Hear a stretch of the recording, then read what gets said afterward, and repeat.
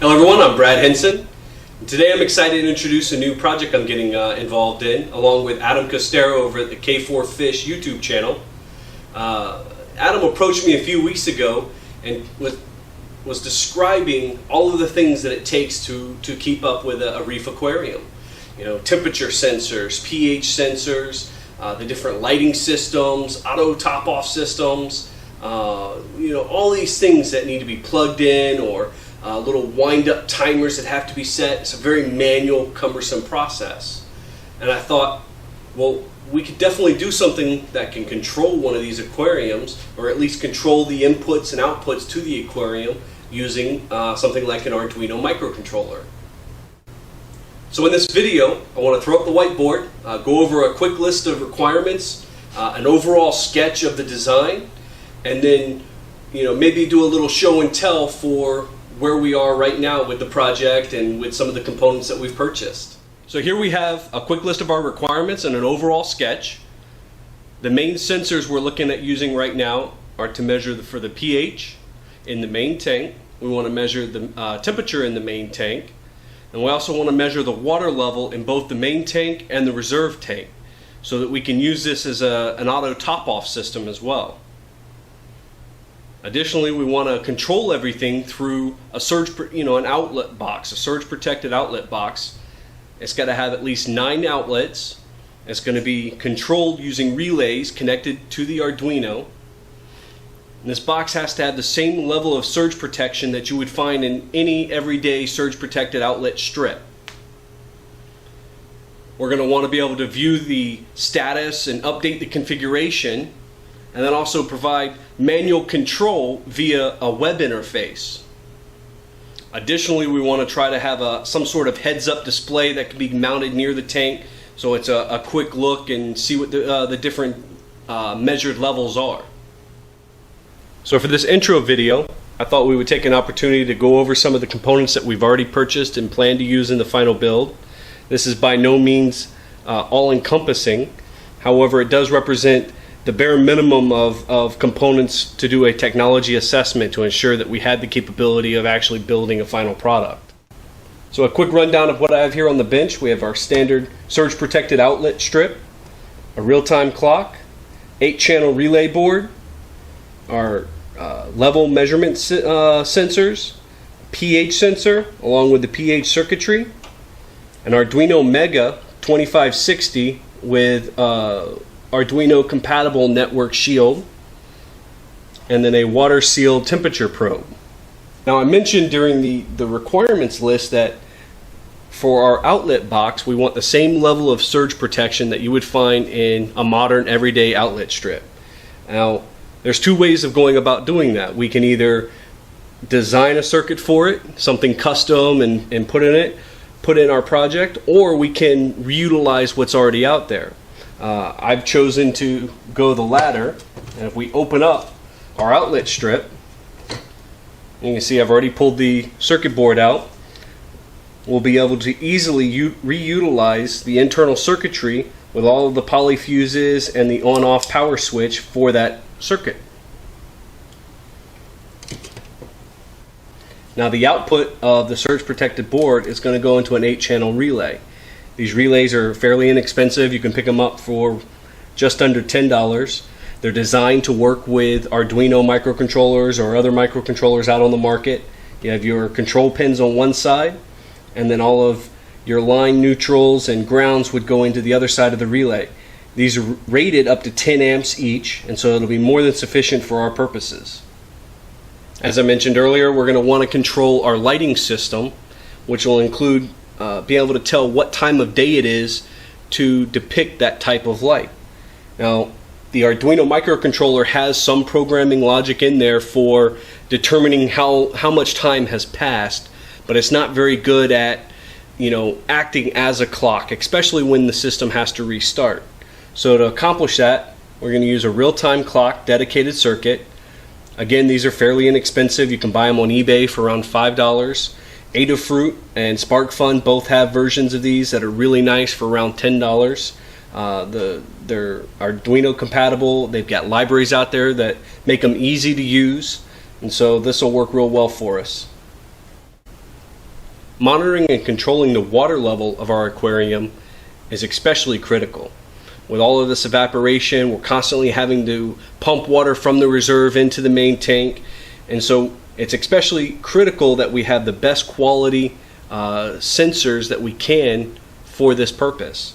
Now, initially we were looking at some industry standard float switches, mechanical switches, and then we came across these Mylon produced E-tapes that work on a pressure sensitivity basis and then output across 2 pins to our microcontroller. There are existing sketch libraries that we can reuse for our software, and so this should be fairly easy for us to implement. When we first started talking about putting together this reef controller, we went out on the net and looked at all the different possible sensors that could be used in this project to meet our needs. Coming across our first pH sensor at SparkFun, there was a little bit of a sticker shock. It was over $100. We thought, my God, if it's going to cost $100 to do pH readings, no wonder these commercially available tank controllers are so expensive. However, doing a little bit more research, we were able to come across this analog pH sensor from DF Robot for a much lower price. It's $30. Comes with a custom BNC connected circuit board for controlling it and connecting it to our Arduino. This isn't stated to be a lab grade pH sensor, and so we're going to do quite a bit of testing over the coming months to ensure that the readings that we get from this are going to be up to expectations. So for measuring temperature in our main tank, we have a waterproof DS18 Bravo 20 digital temperature sensor. These are fairly common, they're inexpensive, you can get them for $10 or less. Definitely check out places like Adafruit, SparkFun, eBay even. It's a digital sensor, it has a single output. It's also widely used, so there's a lot of example software out there that we can also implement into our own program. Now your budget for this project could easily explode with the Arduino setup. Buying an officially branded Arduino Mega will run you about $50, and then of course a network shield is another $30 or $40. For our purposes, we went on eBay and we found what's known as Arduino clones. They use the same circuitry and are basically identical circuit boards. However, the cost for mass production out of China is a little bit lower, and so we've only spent $20 on the Mega and $10 for the network shield. So all of this hardware isn't going to do us any good without some sort of user interface that presents us with the information, allows us to configure the setup, and also manually control our outlets for when we're doing maintenance on our tank and things like that. So what I've done here is set up a quick demonstration of where we're at in terms of the software build. Now, as mentioned before, we're going to be using a web interface so that we can access this application anywhere on our local network, but then also do port forwarding through our local router so that we can access it from anywhere in the world via the internet. And so our interface is going to be HTML driven off of the network shield. It's going to be written so that it's easily consumable from a cell phone. As you can see, in the top portion of this application, we'll be displaying our sensor information, temperature, tank and reserve, water level, and then also our pH information.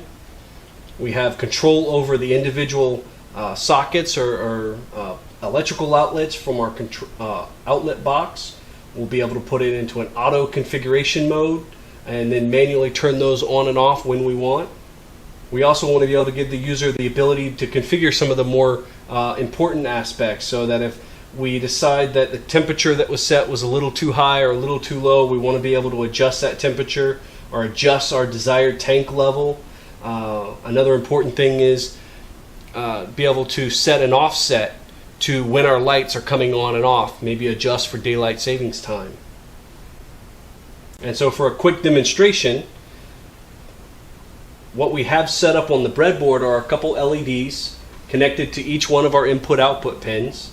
Now each one of these LEDs represents a connection to a relay in the outlet box. And so as you can see, as we turn our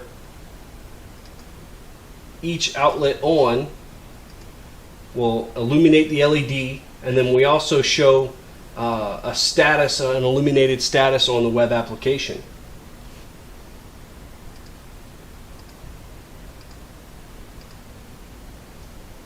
Now, if you're interested in following this project, all the information from now in the introduction through the build process, the software development process, is going to be maintained on bradhenson.com. If you go to the main menu, projects, you'll see K4 Reef Controller.